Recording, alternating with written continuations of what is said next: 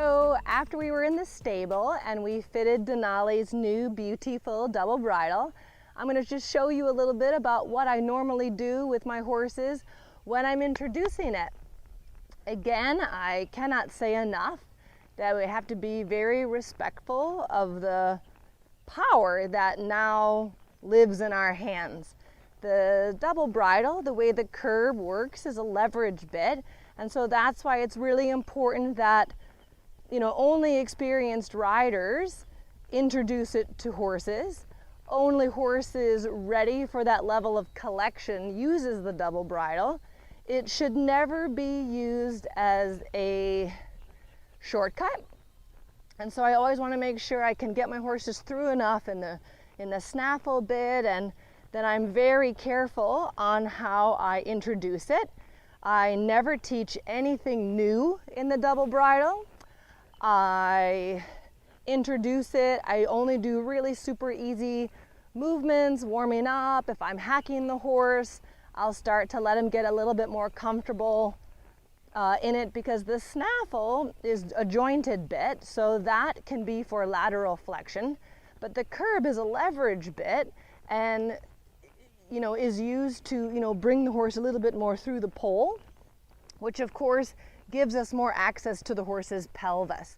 And so it's important that we treat it with the respect it deserves and mindfully introduce it to our horses.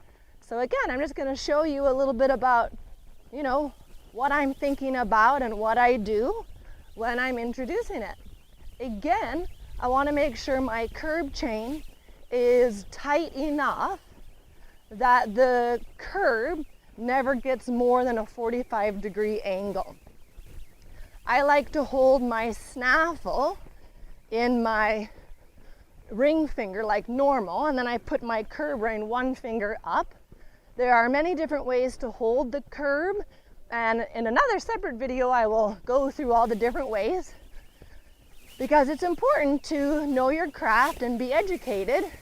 Even if you never use it, it's important to be, knowledge is power. So again, when I, introduce the double, I always want to make sure I keep my hands really stable, as if I could carry my whip across both of my thumbs. I just want the horse to feel steady and connected to both sides of the bit. I want him to just go freely forward. I make a lot of nice normal shapes, talking to him again about my inside leg for a little bit of bend, but I just let him really feel that he can connect up to both reins and feel super comfortable that he can always keep going forward, even though we just doubled the amount of bits in his mouth. It's important the horse always stays thinking forward, again, as a state of mind, but also taking me somewhere. Some horses get really shy, and I always want to make sure that they feel, that their hind legs can really continue to really send us forward somewhere. And so again, I just want to always make sure the horse feels comfortable to put his hind legs through the bit. I want to make sure it doesn't get more than 45-degree angle. I keep my hands really steady. And again, I always want to make sure that that horse feels my seat bones in his mouth. Because at the end of the day, I want the horse on the bit, but off my hand. And so I don't want him to feel like my reins are ever arresting him, arresting his body, or arresting his spirit. And so again, that's why the double bridle is something, for experienced riders who have an independent seat, a deep seat and an independent seat. Good boy. And again, I just want to make sure both of those hind legs, feel comfortable. I want to make sure my curb rein is not too tight, because again, I don't want to make it too loose and floppy either. A lot of horses, sometimes when we're trying to be too nice, the curb rein is flopping all over the place. And the horse actually gets more annoyed that the bit is kind of clanging around in their teeth. And so it's important to just, again, stability is really an important piece. I'm gonna do a little plie here. You can review Isaac's video of the plie working on Denali's right bend. And again, I wanna keep my hands low because the higher my hand goes, the lower his neck is going to go. The lower my hand, the higher the pole. And so you want to always make sure it's like a little teeter-totter. Because again, we have to take it serious, you know, that there's this leverage now going on. And I just want to, again, let him know he can go freely forward. He can just easily take me somewhere. The fact that the bits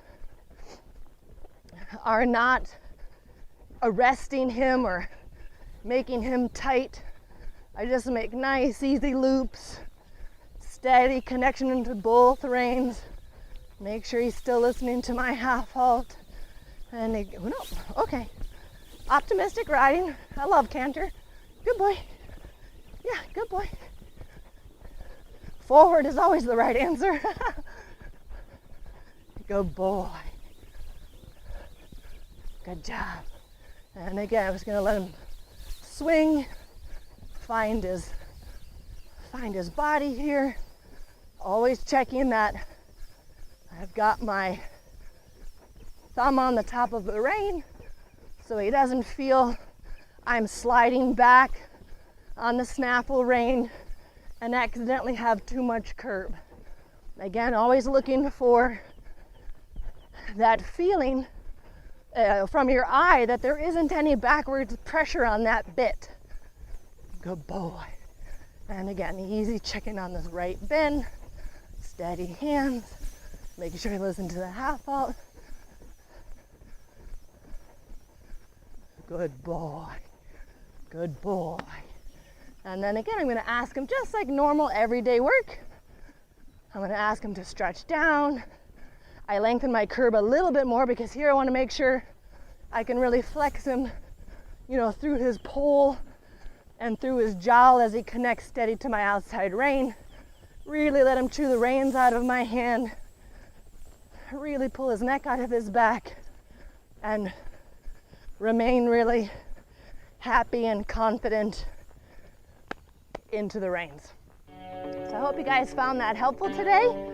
How to introduce the double bridle, how to make sure it fits, and how to treat it with respect and care for your horse.